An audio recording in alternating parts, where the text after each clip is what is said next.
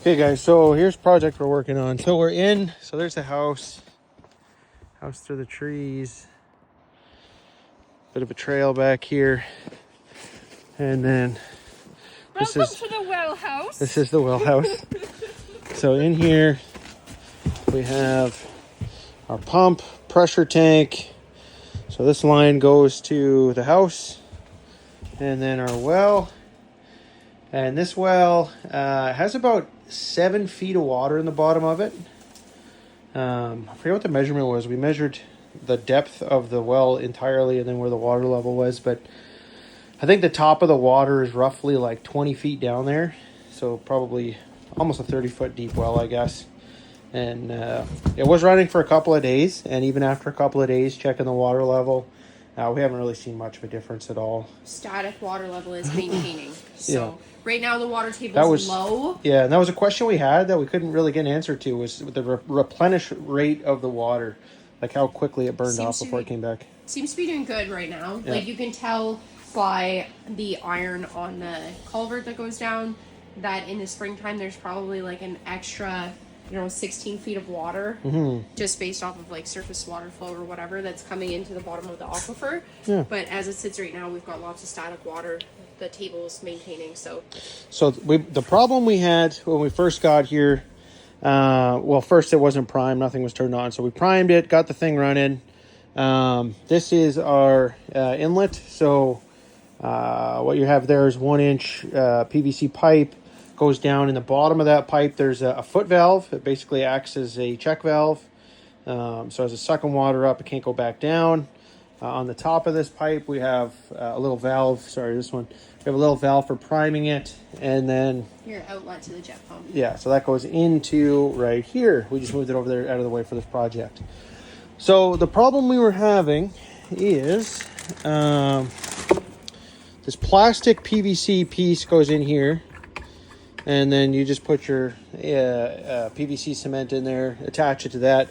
But what happened after a day here was this threaded area melted, completely melted.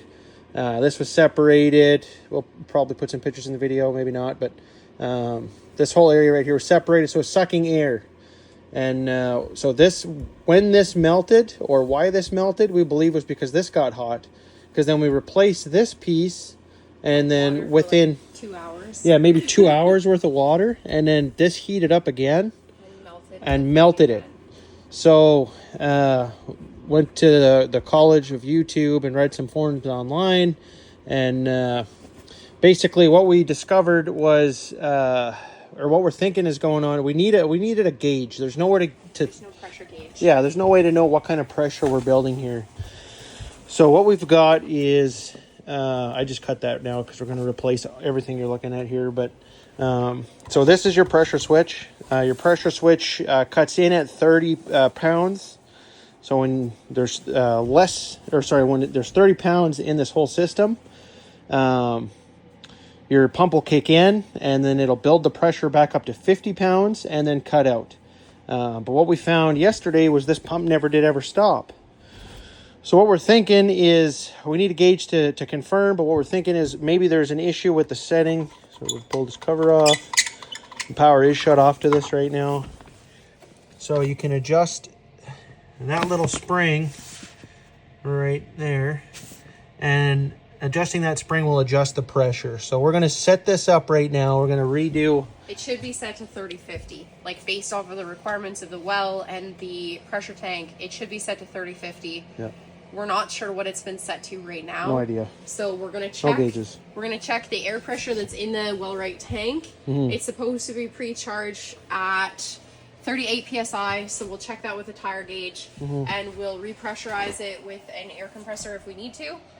But in the meantime, what we're going to do for right off the hop is we're going to get these fittings replaced. We picked up some galvanized just to help with some thermal degradation. So hopefully, instead of just the casing of the pump going to the PVC pipe, we've got a couple galvanized fittings that'll extend as a galvanized nipple, a coupler, then into the PVC pipe. It's also stronger than just the PVC pipe as well. Exactly. And then we're going to be putting in a pressure tank installation kit with the valves. So we have a pressure relief valve on there, a spigot, and also our pressure gauge.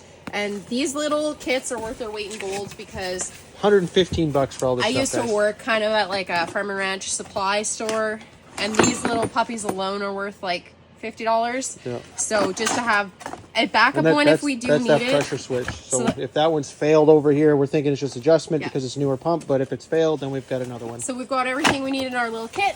And we've also picked up a couple of new lengths of PVC pipe to do what replacements we need there. Yep. And about a bajillion little fittings that we need to get the job done. And it's going to be what it's going to be. So come along for the journey.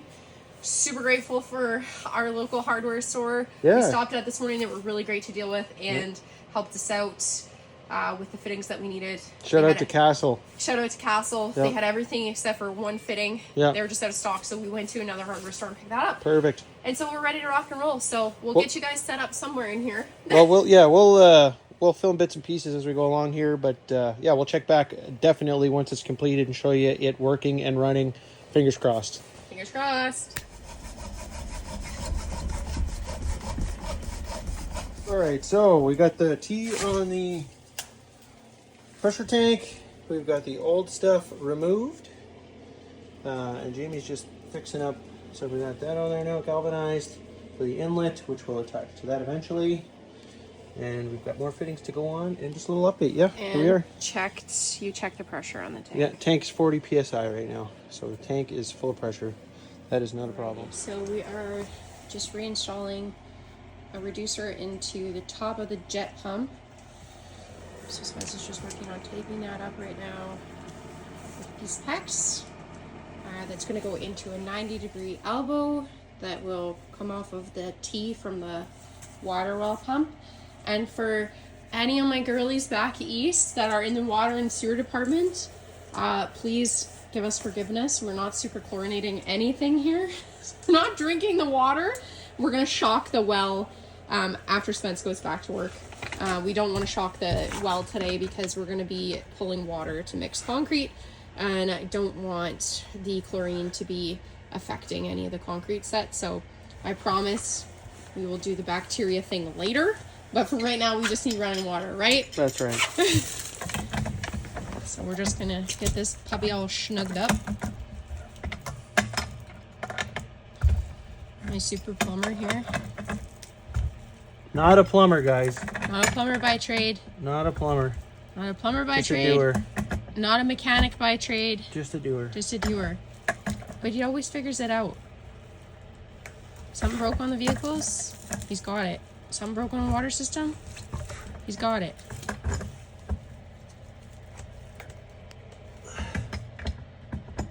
So we'll update you guys in a few minutes here when we got a few more fittings put together. All right, guys. So we think we have everything we need together. Jamie's right now priming the system. So like we were saying earlier, that's the inlet. So there's a valve on the bottom of that. Foot valve. Foot valve. So we're priming up that entire line. And then we're thinking it's going to come out of the prime for the jet pump itself, but we're going to fill that up as well if it doesn't come out of there. What do So you we're going to bring that one all the way to the top, that one all the way to the top. what do you guys say at the airline? Send it! There you go. There's a technique to getting this pail to fill. You have to send it to the bottom. It's too much fun. With some force.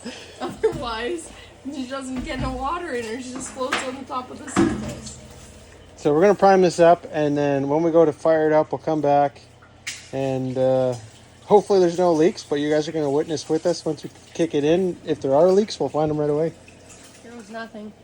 All right. So we've primed this. We had water out of there, water out of there. See what happens here. There was nothing. How much for leaks? Well, it sounds so much better than it did already.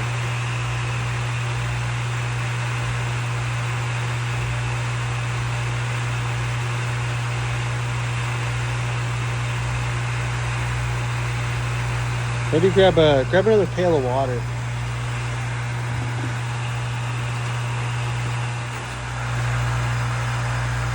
So the true indication of this system working there's going to be pressure on that gauge. And we're not seeing anything quite yet. The pump is cool. So I think there's water moving around in here. Don't see any active leaking yet. But I don't see any pressure either. So I'm wondering if we're not quite primed. James is going to grab some water. I'm going to open this one up. Open it. It's probably going to bubble. Like there's going to be air coming out. Okay, go ahead.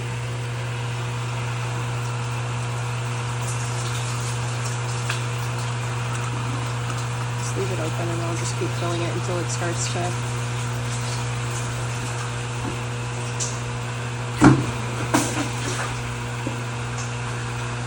Woo, buddy! Good I one? submerged at that time. Nice, good job. You told me. Oh my god. It's heavy. What am I not gonna do, Huzzy? You ready?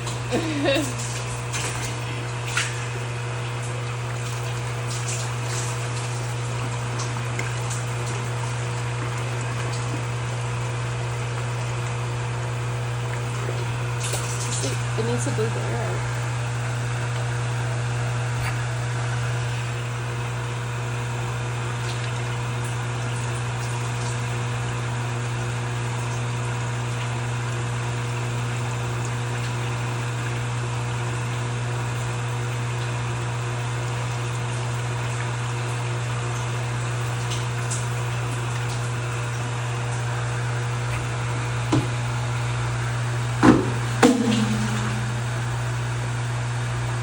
I guess it's going to take a while to fill that tank.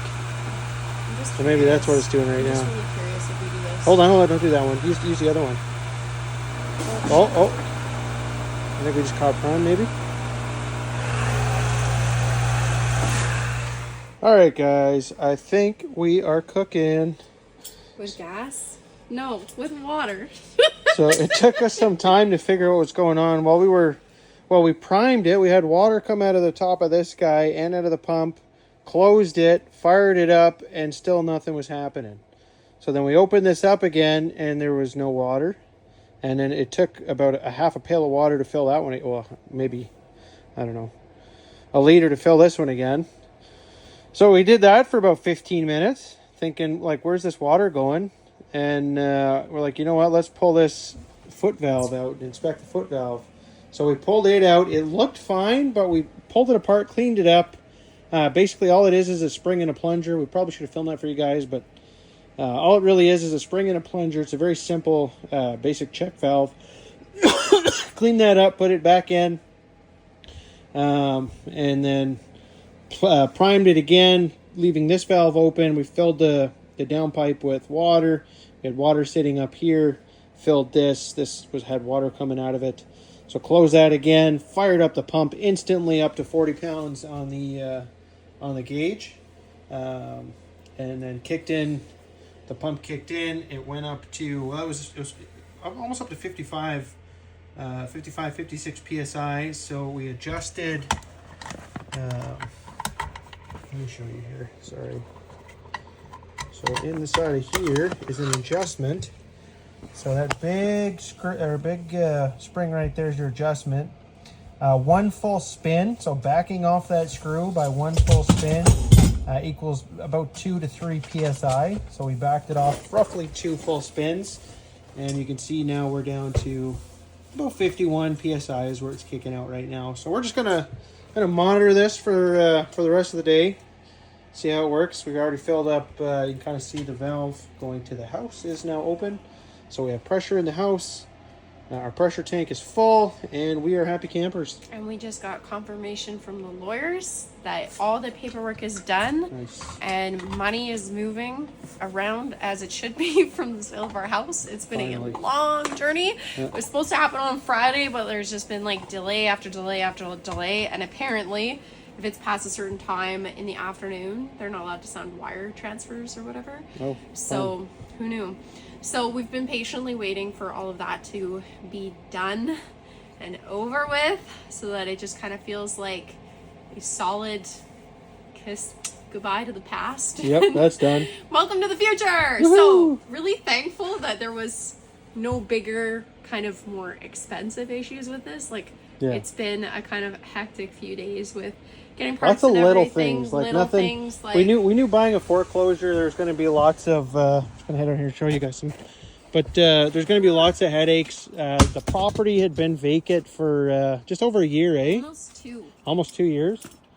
So there had been nobody at the property for about 2 years. The bank had a company kind of managing the property, keeping the heat on. But they messed up last year. So that's kind of why we didn't go in crazy and buy new pumps or anything for in here, because all this was replaced in March by the bank.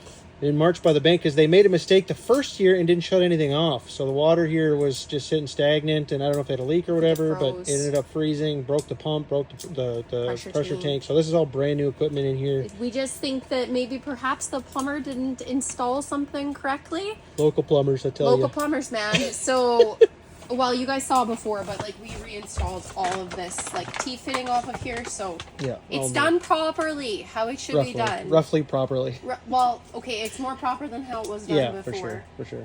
So we're good to go. And now we need to go and get some fencing done so that our dogs can have an area that they can just go out without us having to monitor them. Yeah. So we're going to boogie on to the next project. Thanks, guys. Before it gets too dark, you guys can't see what we're doing.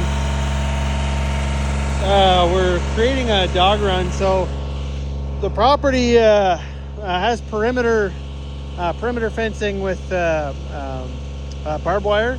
Like Jamie was saying earlier, we don't have a farm fence or anything to keep the dogs in. So what we're doing here, we've augered out holes. We are playing with snow, so there's a little bit of frost, nothing crazy. We got all holes down about 16 inches on each hole, just enough to get these bad boys started. And then we're going behind them with the tractor. Jamie's running the tractor with the bucket. We're pounding them in another about 10 inches, I guess, maybe a little more than 10 inches. And then we got a couple bags of cement. So we got a bag of cement for each hole. There's some Quikrete with some warm water. So that'll go in the bottom, and then dirt on top. And then we'll pack around the dirt on the top, and we're going to call that good enough for this year. This is a very temporary setup just to get us through the winter. Right now, the poor puppies are inside, and we're having to walk them for a pee. They're on a leash. They're very curious dogs. They just want to travel and go and see everything. So we've got a bunch on this side to do, and then a couple on this side. Then we're going to farm fence the whole thing, and then go around it with this side. We'll put some, this is rough cut 2x6s, I believe. So we'll move all these 2x6s down so they're pretty much maybe an inch off of the ground, and we'll do the same thing here. We'll do 3 strands or three boards on all these, so I'll have one about an inch from the ground, just so the dogs don't get interested in digging and stuff underneath. Then halfway up, and then one on the top, just to complete the appearance so everything matches nice. And we'll check back with you in a little bit.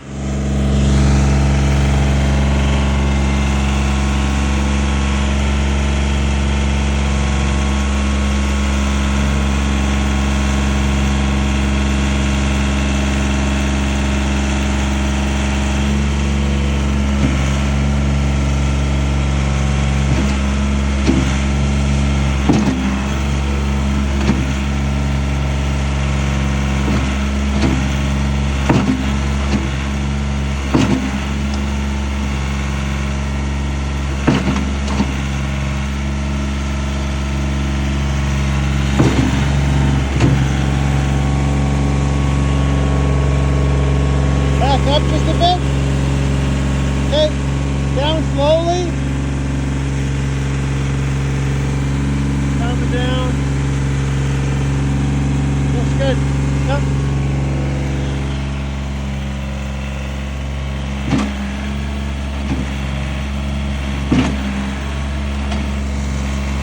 Good.